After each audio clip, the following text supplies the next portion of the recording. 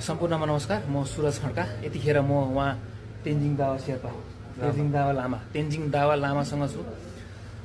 उहाँकै घरकै छेउछाउमा छु म र उहाँसँग केही रिपोर्टिङ गरिसकेँ। त्यो रिपोर्टिङ केही बेला म सार्वजनिक गर्दैछु र उहाँले भनेअनुसार नै उहाँलाई एकजना हाम्रो पत्रकार नै हुनुहुन्छ, सहकर्मी साथी हुनुहुन्छ दिवाकर शाहजी। उहाँले एउटा मध्यरातमा एउटा भिडियो सार्वजनिक गर्नुभयो। मलाई ज्यानको खतरा छ, यदि दिवाकर शाहको हत्या भयो भने यो केही नयाँ नमान्नु होला भनेर एउटा भिडियो सार्वजनिक गरिसके पछाडि यो टिओबीको नाम लिइसके पछाडि परिचालित अथवा देशद्रोहीको जस्तो उहाँलाई ट्याग लागेको छ। उहाँहरू एकदमै विचलित हुनुभएको छ।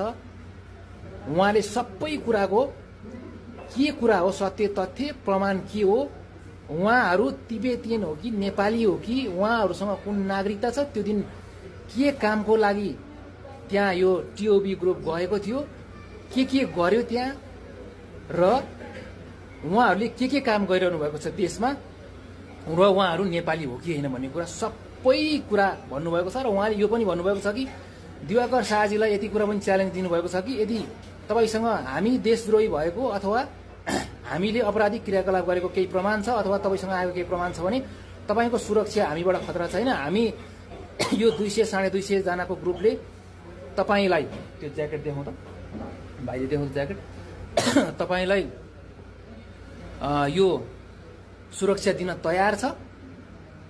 यही ज्याकेट हो, सुरक्षा दिन तयार छ।